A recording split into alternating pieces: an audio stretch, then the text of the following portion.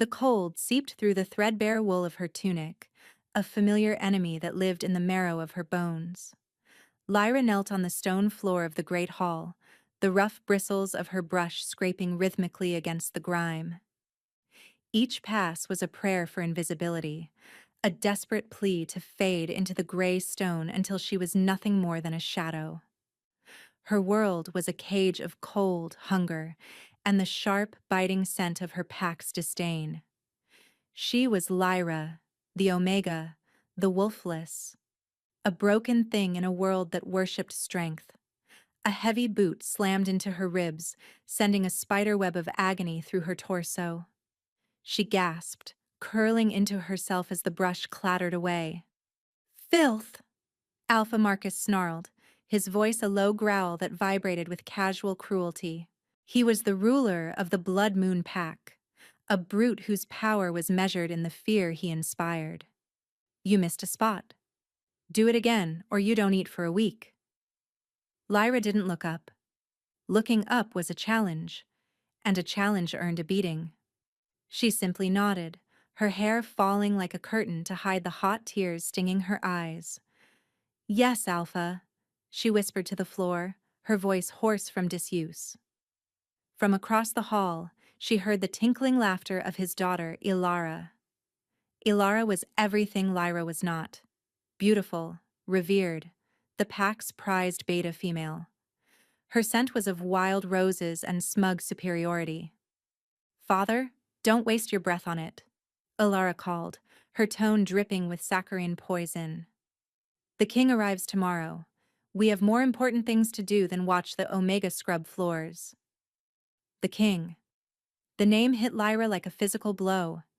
King Kalin, the alpha of alphas, the Shadow King, a legend whispered in terrified awe around campfires, a warrior king who had united the warring packs under a single, iron-fisted rule.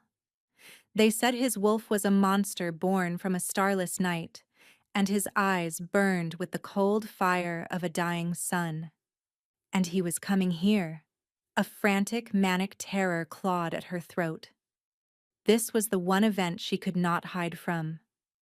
An Alpha King's visit mandated the presence of every pack member, from the highest Alpha to the lowest Omega. There would be no slipping away into the woods, no hiding in the cold cellar beneath the kitchens. She would be seen. And that was the most dangerous thing of all. Because Lyra was not wolfless. She had a secret, a catastrophic truth she chained deep inside her soul. It was a hurricane locked in a glass jar, a raging inferno she smothered daily beneath a cloak of meekness. Her mother, with her dying breath, had placed a small, cool moonstone on a leather cord around her neck. "Never take this off, my love," she had whispered, her eyes wide with a fear Lyra hadn't understood then. "It hides you. It keeps you safe. What you are, they will fear it. They will try to destroy it." What she was an impossibility. She was the last of her line, the final carrier of a bloodline thought to be extinct for 1,000 years. She was a lunar scion. Her wolf was not of flesh and blood and primal instinct. It was a creature of myth, a being of pure moonlight and ancient power, the Argent Wolf, the bringer of balance, the one true mate to the Shadow King's celestial opposite. The charm her mother gave her didn't just hide her scent, it suppressed her wolf entirely, making her appear broken, wolfless. It was a cage that kept the hurricane from breaking free, a cage that had saved her life, but condemned her to a living hell. The king's arrival felt like the coming of an apocalypse. He was the other half of the prophecy she'd only ever read about in a scorched book her mother had hidden. Sun and moon, shadow and light. His presence, his raw cosmic power, would be like a tidal wave against the fragile dam of her mother's charm. She felt a tremor of fear, but beneath it, something else stirred. A deep, resonant hum within her, a sleeping giant stirring from a long slumber. Her hidden wolf, so long dormant, felt the approach of its counterpart. It was a terrifying, exhilarating sensation, a whisper of a power so immense it could level the entire packhouse. She finished scrubbing the floor under Marcus's hateful gaze, her body aching with a familiar, dull pain. She retreated to her room, a damp, windowless closet in the cellar that smelled of earth and mildew. She huddled on a pile of rags that served as her bed, her fingers tracing the smooth, cold surface of the moonstone hidden beneath her tunic. It felt warmer than usual. The next day, the air itself changed. It grew heavy, charged with an electric energy that made the hairs on Lyra's arms stand on end.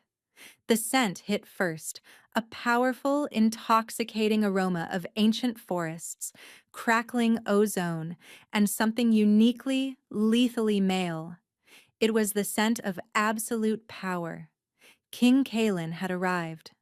From her place at the very back of the assembled pack, hidden behind werewolves twice her size, Lyra risked a glance.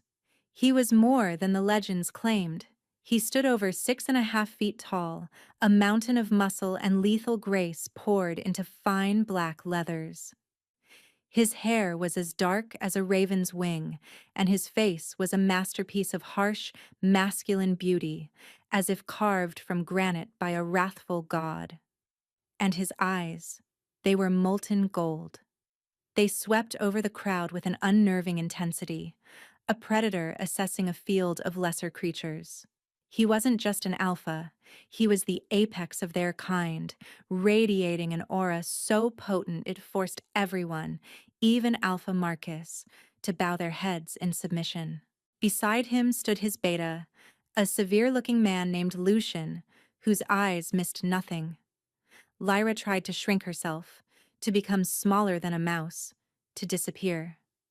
But the king's scent was a physical thing, wrapping around her, seeping into her senses. It called to the chained hurricane inside her, and the storm began to rage. The moonstone against her skin grew hotter, almost burning. The king's golden eyes stopped their sweep. They narrowed, focusing, his head tilted, like a wolf catching a scent on the wind. An impossible scent. A scent that had been lost for a millennium. He took a step forward, his gaze raking the back of the crowd where she was hiding. A low growl rumbled in his chest, a sound that was pure, possessive instinct. "What is that scent?" he demanded, his voice a deep baritone that commanded absolute obedience. It was not a question, it was a pronouncement. Panic, cold and sharp, pierced Lyra's heart. He smelled her, through the charm, through the crowd, through 1,000 years of history. He smelled her. Alpha Marcus stepped forward, bowing low. "Your Majesty? I do not understand. You smell only the members of the Blood Moon Pack." "I smell moonlight," the king corrected, his voice dropping to a dangerous whisper. "I smell silver fire, and it is being hidden from me." His eyes locked onto the exact spot where Lyra was trying to merge with the shadows. For a terrifying second she felt seen, pinned, known. Her wolf, her beautiful, terrible argent wolf, howled in its cage, rattling the bars with a strength she'd never felt before. The moonstone flared with a desperate, painful heat. But the moment passed. The king's gaze moved on, a flicker of confusion and frustration crossing his face, before it was replaced by his usual mask of cold authority. The charm held. Barely. Lyra's knees felt weak with relief. She had survived. The Feast of Unity began that evening. The great hall, the same one she had scrubbed on her hands and knees, was now filled with roaring fires, long tables laden with roasted meats, and the boisterous energy of the pack. She was tasked with serving, a ghost moving along the edges of the celebration, refilling goblets and clearing away bones. Her eyes kept straying to the high table, where King Kalen sat like a dark god on a throne. He ate little, drank less. His golden eyes were constantly scanning the room, hunting. He was a predator, and he knew his prey was near. Every time his gaze swept in her direction, the moonstone burned, and she had to bite her lip to keep from crying out. Alara was seated near the king, preening and posturing. She wore a gown of deep crimson that clung to her curves, and she laughed too loudly at everything the king's beta said, trying desperately to catch Kaelin's attention. But he ignored her completely. His focus was elsewhere, on the ghost of a scent that promised him everything. This blatant dismissal fueled Alara's simmering rage. Her eyes, sharp and cruel, found Lyra as she bent to clear a plate.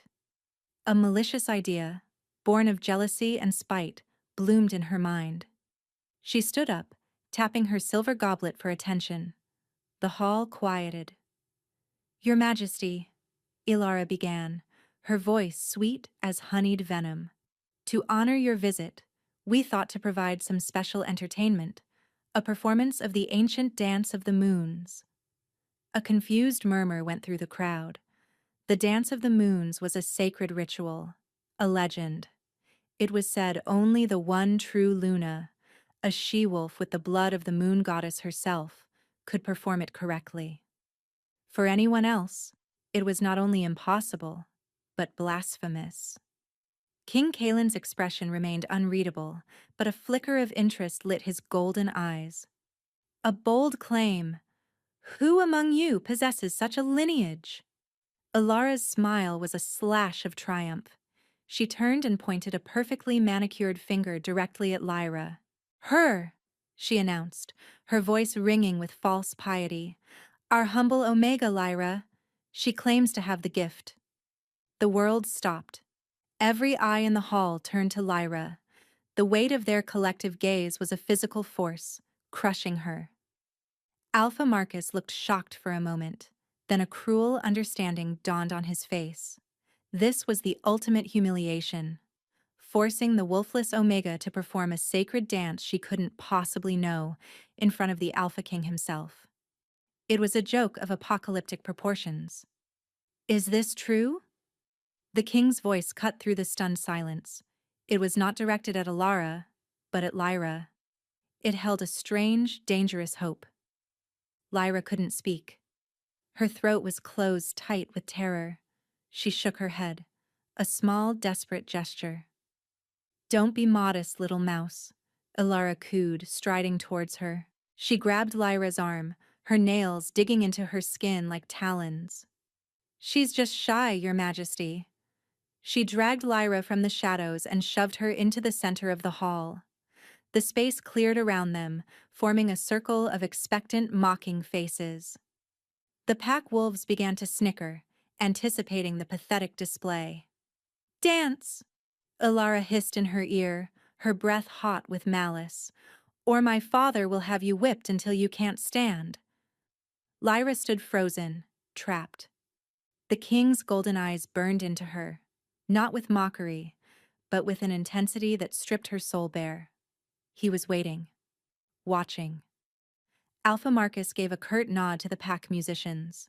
A slow, haunting melody began to play on a lone flute, the ancient notes of the moon ritual. The tune resonated deep within Lyra, in a place her fear couldn't touch. It was a song her soul knew, a melody her blood remembered. Her mother's warning echoed in her mind. They will try to destroy it, but another voice, the primal howl of her caged wolf, screamed a different word. Mine. It was his voice. The king's. Not spoken aloud, but a telepathic roar that slammed into her mind, the first half of the sacred mate bond demanding its completion. Her wolf answered with a force that shattered her control. The moonstone around her neck cracked. A hairline fracture appeared on its surface, and a sliver of pure silver light escaped. It was invisible to most, but the king saw it. His eyes widened, his body going rigid. Lyra's body began to move. It was not her own volition. It was instinct. It was blood memory. Her bare feet began to trace the ancient patterns of the dance on the cold stone floor. Her arms, usually held tight to her sides in a posture of submission, rose gracefully, her hands carving symbols of power into the air. The snickering in the hall died, replaced by a confused silence. This was not the clumsy, pathetic flailing they had expected. She moved with an ethereal grace, a sorrowful beauty that captivated them. The king rose slowly from his throne, his golden eyes locked on her. He took a step forward, then another. The scent of ozone and ancient forest intensified, wrapping around her like a protective cloak. The music swelled, and Lyra's movements became faster, more desperate. She was no longer just dancing, she was fighting. She was channeling a power that had been suppressed for 18 years, and it was tearing her apart. The crack in the moonstone widened. More silver light poured out, coalescing around her, making her worn tunic shimmer as if woven from starlight. Her eyes, usually a dull, frightened gray, began to glow with a soft, lunar luminescence. "What is this sorcery?" Alpha Marcus breathed, his face a mask of disbelief and growing fear. Ilara's triumphant smirk had vanished, replaced by a horrified scowl. "Stop it! I command you to stop this mockery!" But Lyra couldn't stop. The power had her now. The song of her soul was calling to his. She spun, a final, desperate pirouette, and as she did, the moonstone exploded. It didn't make a sound. It simply disintegrated into a cloud of silver dust. The cage was broken. The hurricane was free. An apocalyptic wave of pure, untamed power erupted from her. It was not the earthy primal power of a normal wolf. This was cosmic. It was divine. It smelled of moonlight, of silver fire, of a power older than the forests and mountains. A collective gasp, like the wind being stolen from every lung in the hall, echoed off the stone walls. Lyra's body arched back, a silent scream tearing from her throat as the Argent Wolf, her true self, manifested. It was not a physical shift. It was something far more terrifying and beautiful. A colossal, spectral wolf made of solidified moonlight formed around her, its paws resting on the floor as it towered over the assembled pack. Its fur shimmered with the light of 1,000 stars, and its eyes were twin full moons. It threw back its head and howled. The sound was not of this world.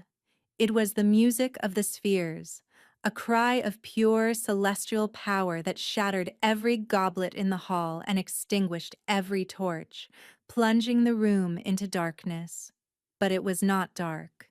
Lyra herself was the light. She shone with a brilliant silver radiance, her eyes now glowing with the same impossible lunar light as the spectral wolf that surrounded her. The raw, divine energy rolling off her in waves forced every wolf in the room, including Alpha Marcus and a shrieking Ilara, to their knees. It was an involuntary submission to a power they could not comprehend. All but one. King Kalen stood bathed in her silver light, his own formidable aura roaring to life in response. A shadow coalesced around him, the manifestation of his own legendary wolf, a creature of pure, starless night. Where her light was calm and ethereal, his was a vortex of raw, kinetic energy, shadow and light, sun and moon. Their powers met in the center of the room, not in a clash, but in a perfect resonant harmony that made the very stones of the castle hum. The spectral Argent Wolf lowered its massive head, its moon-like eyes meeting the king's burning gold. And then, in front of the entire pack, in front of his beta, in front of her tormentors, the feared Alpha King, the Shadow King who had never bowed to anyone, did the unthinkable. He knelt. He went down on one knee, his head bowed, his entire being radiating a worshipful awe that was more potent than any command he had ever given. One word left his lips, spoken with the reverence of a prayer and the finality of a death sentence. A word that sealed Lyra's fate and condemned her enemies. Mine. The silence that followed was absolute, a profound void where fear and awe converged. Lyra stood in the epicenter of her own cataclysm, the spectral form of the Argent Wolf slowly dissolving back into her, leaving her bathed in a soft, residual light. The power still thrummed beneath her skin, a wild, magnificent beast finally awakened. It was terrifying. It was glorious. Her glowing eyes met the king's.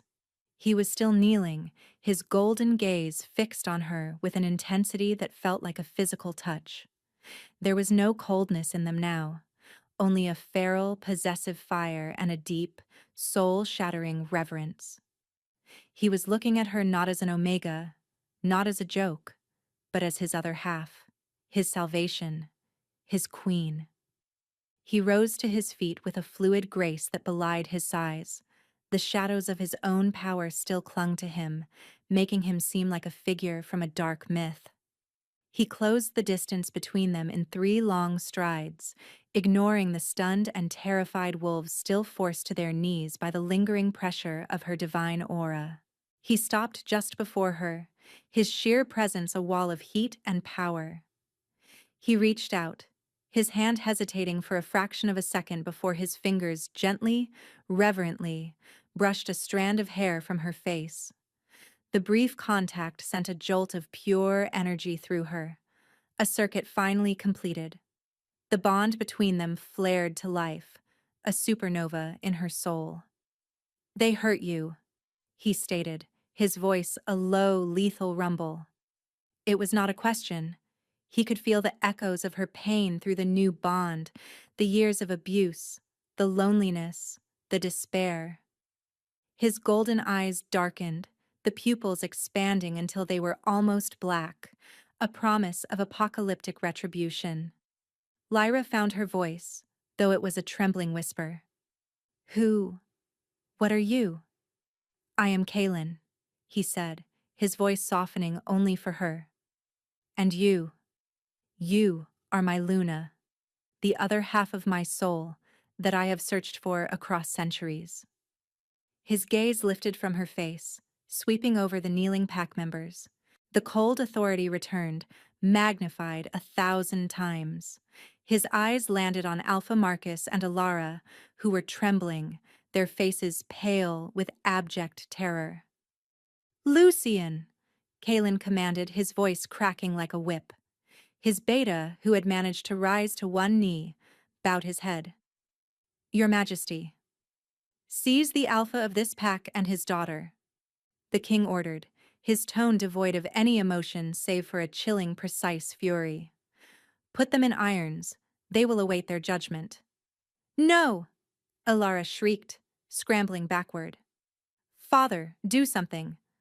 Alpha Marcus tried to rise, to assert his authority in his own hall, but the king merely glanced at him. The pressure of his aura slammed Marcus back to the floor like a physical blow. "Move," Kaelin commanded. The word was an alpha command of such magnitude that it bypassed all thought. The pack warriors, including Marcus's own enforcers, moved instantly to obey, their bodies responding to a higher authority. They hauled a screaming Alara and a sputtering, terrified Marcus to their feet, binding their hands with brutal efficiency. Kaelin turned his back on them, his attention returning solely to Lyra. He shrugged off his heavy, fur-lined cloak and draped it over her thin shoulders. It was warm and impossibly soft, enveloping her in his scent of forest and ozone. It felt like a shield. It felt like home. "You are cold," he murmured, his hands lingering on her shoulders. "You will never be cold again. I swear it." He led her away from the center of the hall, the pack parting before them like the sea before a god. He guided her toward the high table, toward the throne he had vacated. He did not sit. Instead, he led her to the dais and gently urged her to take the seat. Lyra hesitated, looking at the ornate carved throne. It was a seat of power, a place she had only ever scrubbed the floor around. "It is your seat," Kaelin said, his voice firm, leaving no room for argument. The Luna's throne has remained empty for 500 years. It has waited for you. She sank into the chair, the dark wood cool against her back. From this vantage point, she could see the entire hall, the faces of the wolves who had scorned her, beaten her, and laughed at her. They were all staring at her now, their expressions a mixture of terror and disbelief. She was no longer Lyra the Omega. She was a being of immense power, the chosen mate of their king. The shift in status was so abrupt, so total, it gave her vertigo. Kaelin stood beside her, a formidable guardian. He addressed the silent, kneeling pack. For 18 years, the Blood Moon Pack has harbored a sacred treasure, he announced, his voice ringing with power. And for 18 years, you have abused it. You have starved it. You have treated it like filth. His gaze was accusatory, each word a hammer blow of shame. Your alpha and his daughter will answer for their crimes at dawn. As for the rest of you, he paused, letting the fear build. Your fate will be decided by your new Luna. He turned his head slightly, his golden eyes meeting hers. He was giving her the power, the choice, the vengeance, if she wanted it. Lyra looked at the faces below her. She saw the ones who had actively tormented her, the ones who had laughed, and the vast majority who had simply looked away, who had allowed her suffering through their indifference. Her heart, so long accustomed to pain, felt a surge of something new, not hatred, not even anger. It was a profound, aching sorrow for the girl who had scrubbed these floors, followed by a cold, clear sense of justice. She was a queen now, and a queen had a duty. The transfer from the great hall to the royal suite reserved for the king was a blur. One moment she was on the Luna's throne, the next Kaelin had swept her into his arms and carried her from the room as if she weighed nothing. He moved with a predatory silence, his loyal beta, Lucian, clearing the path ahead. The suite was larger than the entire cellar she had called home. A fire roared in a massive stone hearth, casting a warm, golden glow over rich tapestries and plush furs. It was a cocoon of warmth and luxury, a world away from the cold stones and damp rags that had defined her existence. Kaelin set her down gently on a soft bearskin rug before the fire. He knelt before her, taking her small, chapped hands in his large, calloused ones. His touch was surprisingly gentle, a stark contrast to the lethal power that radiated from him. I failed you, he said, his voice rough with self-recrimination. My soul should have recognized yours the moment I entered this territory. The charm she wore, it was powerful. Ancient magic. Lyra looked down at their joined hands. His were nearly twice the size of hers, scarred and strong. My mother gave it to me, to keep me safe. She did, Kaelin agreed, his thumb stroking the back of her hand. In a world without me, it would have. But it also starved you. It suppressed your wolf, your very essence. That ends now. He explained everything then, his voice a low, mesmerizing cadence against the crackle of the fire. He told her of the prophecy, an ancient text that foretold the union of the Shadow King and the Argent Luna. Their joining was meant to usher in a new golden age, to restore the balance of their world which had been slowly decaying without its lunar half. The Argent Wolves were hunted to extinction 1,000 years ago by power-hungry alphas who feared their divine connection to the moon goddess. He explained, his eyes glowing with a cold fury. They feared a power they could not dominate. Your mother must have been the last, hiding her nature just as you did. It was a history she barely knew, a legacy she never understood. The scorched book her mother had left her contained fragments, but Kaelin filled in the vast empty spaces. She was not a freak. She was royalty of a kind more ancient and powerful than any alpha. Your power is not just for fighting, he continued, his gaze intense. It is the power of creation, of healing, of insight. You are the heart of our people, Lyra. I am merely its sword and shield. The weight of his words was immense, but strangely they did not crush her. Instead, they settled into the empty spaces inside her, filling her with a sense of purpose she had never known. The awakened wolf within her purred in agreement, recognizing the truth in his explanation. A soft knock came at the door. Lucian entered, bowing his head. Your Majesty, the prisoners are secured. The pack awaits its judgment. Kaelin's jaw tightened. He rose, pulling Lyra up with him. We will not delay. He looked down at her, his expression softening. You do not have to do this. I can dispense the justice you are owed. Lyra straightened her shoulders, the king's heavy cloak giving her a sense of borrowed strength. But the power thrumming inside her was her own. No, she said, her voice clear and steady. I will face them. I am their Luna. It is my right, and my duty.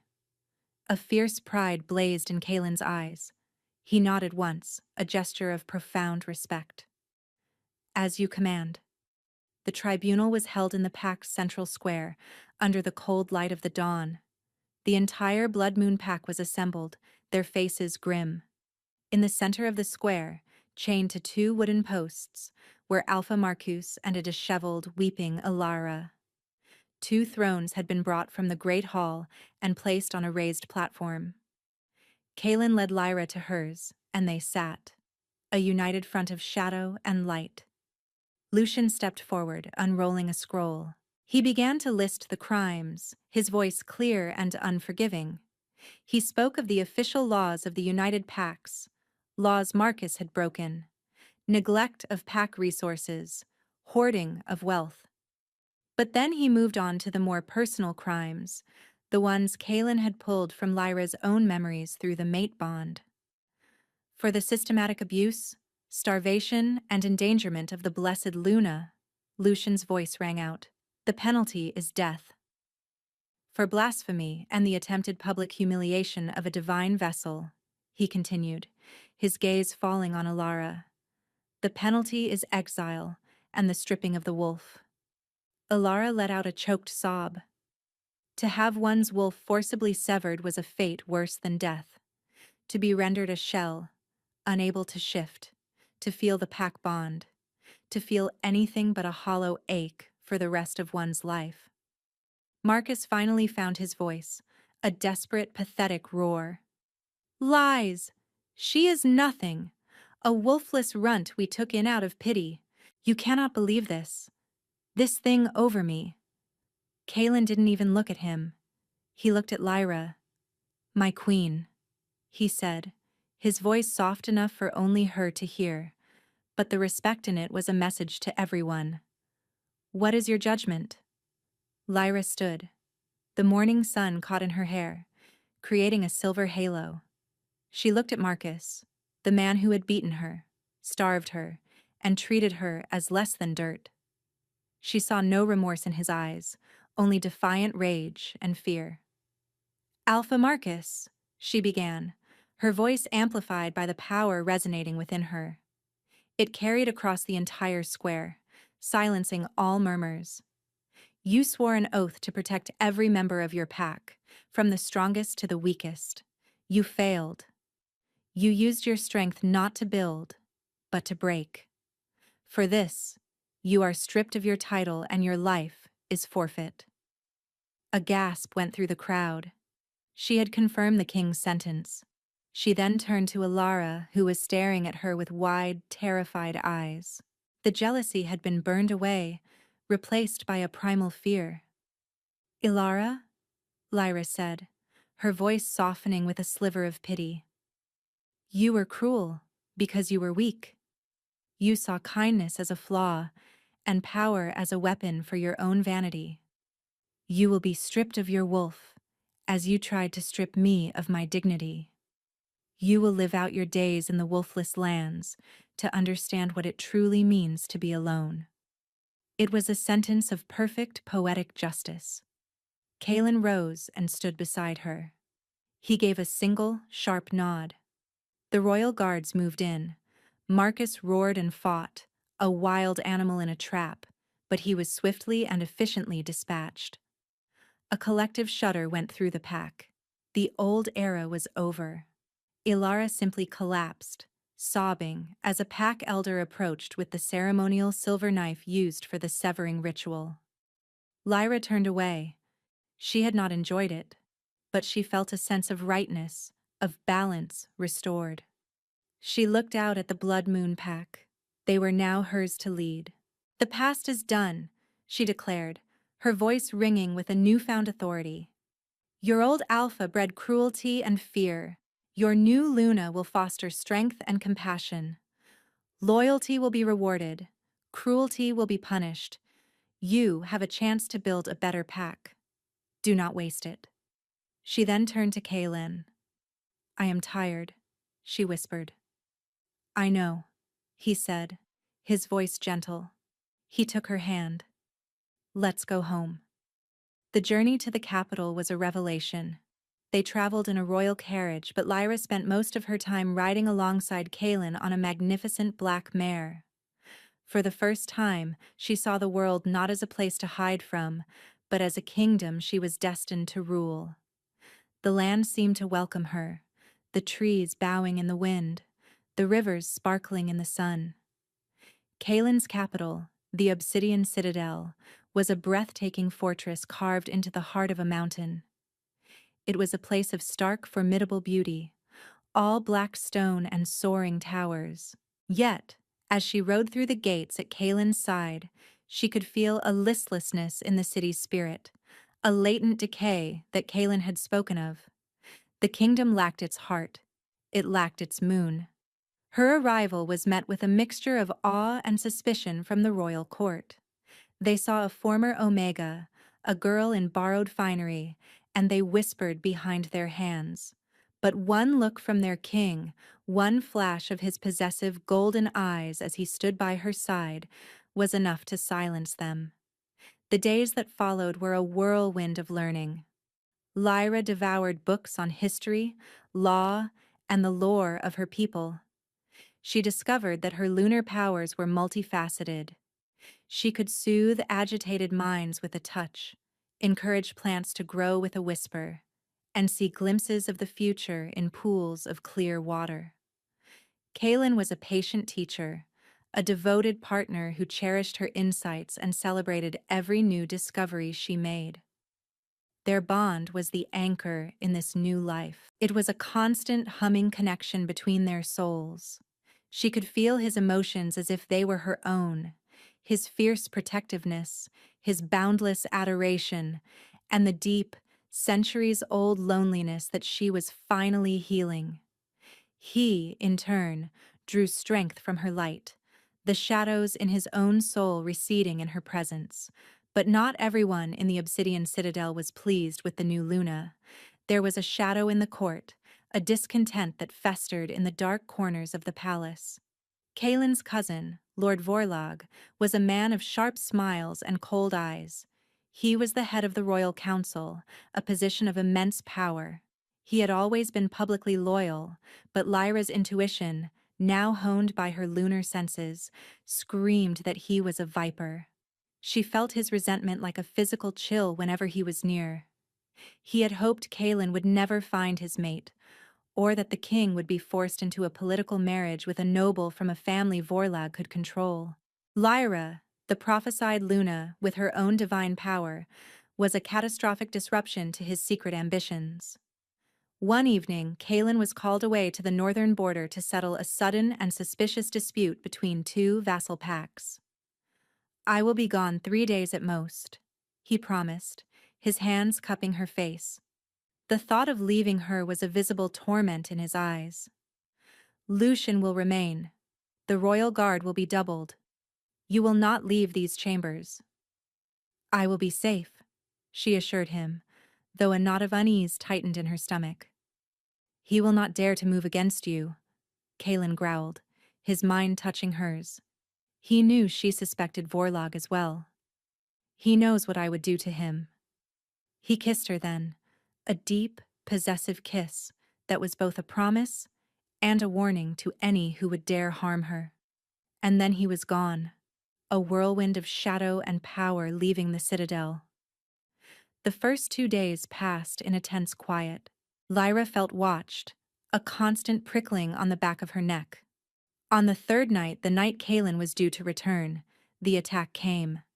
It was not a frontal assault. It was insidious. A sweet, cloying scent filled her chambers, a poison meant to dull the senses and weaken a wolf. But it had no effect on her divine nature. It only served as a warning. Her door burst open. It was not Lord Vorlag but 3 assassins, their faces masked, their blades coated in a substance that shimmered with a sickly green light. Wolfsbane concentrate, lethal to any werewolf.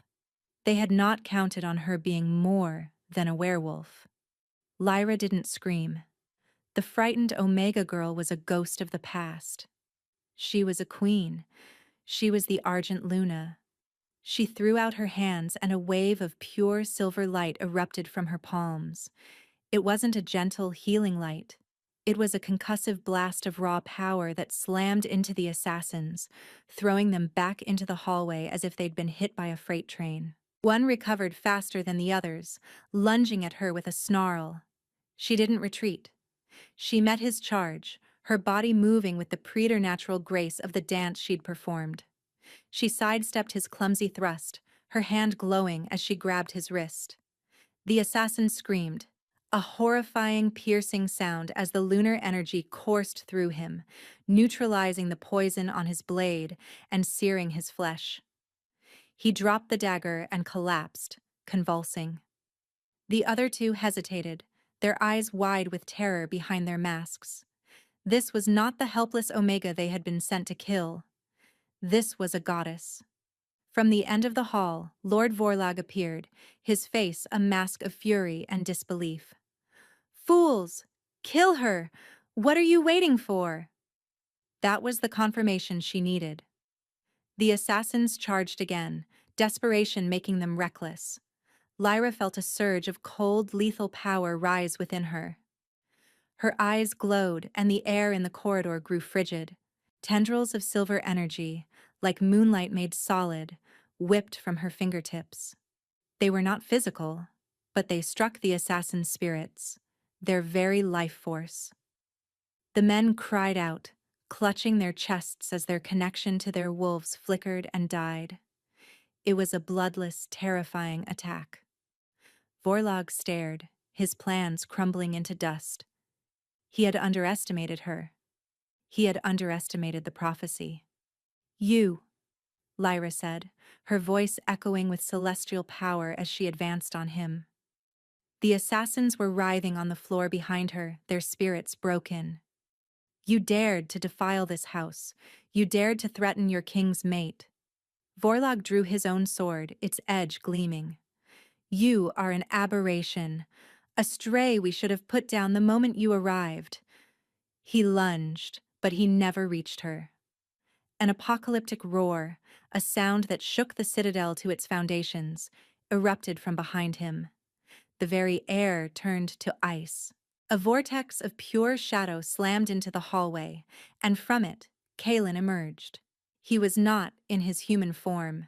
He was a monster of myth, a dire wolf the size of a horse, wrought from living darkness, with eyes of burning gold. His feral rage was a tangible force, a wave of killing intent that promised utter annihilation. He had felt her distress through the bond, felt the threat to her life, and had covered the last 100 miles in a single, impossibly fast run. Vorlag froze, his face draining of all color. He had planned for the guards. He had planned for a weak Luna. He had not planned for the full, unrestrained wrath of the Shadow King. Kaelin's spectral form didn't even bother with Vorlag's sword. A massive paw of pure shadow swiped out, and Lord Vorlag was sent flying down the corridor, his body crumpling as he hit the far wall with a sickening crack.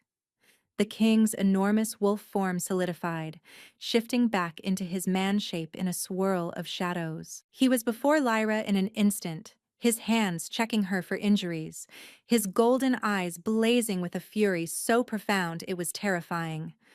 "Are you hurt?" he demanded, his voice a strained growl. "I am fine," she said, placing a calming hand on his chest. His heart was hammering like a war drum. "I handled them." His eyes went to the groaning assassins, then to the broken form of his cousin. He looked back at her, his apocalyptic rage slowly receding, replaced by that familiar, soul-deep awe. She hadn't just survived, she had won. "Yes," he breathed, pulling her into a fierce, protective embrace. "Yes, you did." Lucian and the royal guard arrived moments later, their faces grim as they took in the scene of carnage and betrayal. Justice for Lord Vorlag and his failed assassins would be swift and absolute. The last pocket of dissent within the court had been exposed and cauterized. There were no more challenges after that. Lyra's display of power, coupled with the king's lethal retribution, solidified her position. She was not just the king's mate, she was a power in her own right, the Argent Luna of prophecy, and she was to be feared and respected in equal measure. 6 months passed. Spring had come to the lands ruled by the Shadow King and the Argent Queen. The listlessness that had plagued the kingdom was gone, replaced by a vibrant energy. Crops grew fuller, the people were healthier, and the oppressive shadows of the past had receded. Lyra's light, her healing touch, and her compassionate rule had brought the balance the prophecy foretold. She stood on the grand balcony of the master suite in the obsidian citadel, looking out over the sprawling city and the green lands beyond. The evening air was cool and sweet. A pair of strong arms wrapped around her from behind, and she leaned back into the solid warmth of Kaelin's chest. "What are you thinking about?" he murmured, his lips brushing against her temple. "I was thinking about a girl," she said softly, scrubbing a stone floor, praying to be invisible. Kaelin's arms tightened around her. He could still feel the faint echoes of that pain, a scar on her soul that he spent every day trying to heal with his love. "That girl is gone. She was a diamond covered in dust. I am just the fool who was lucky enough to see her shine." She turned in his arms, her hands coming up to cup his harsh, handsome face. Her eyes, now a constant, soft silver, were filled with a love so profound it still humbled him. "You didn't just see me, Kaelin," she whispered. "You knelt." He smiled, a rare, genuine expression that transformed his face. "It was the easiest decision of my life." He lowered his head and kissed her. A tender, lingering kiss filled with the promise of their shared future, their united kingdom, and the new life she now carried within her. The shadows had found their light. The moon had found its sun, and their reign was just beginning. It was a story that would be told for 1,000 years, a testament that even in the deepest darkness, a single spark of hidden light could change the world, proving that love was not just a powerful magic, it was the only magic that truly mattered.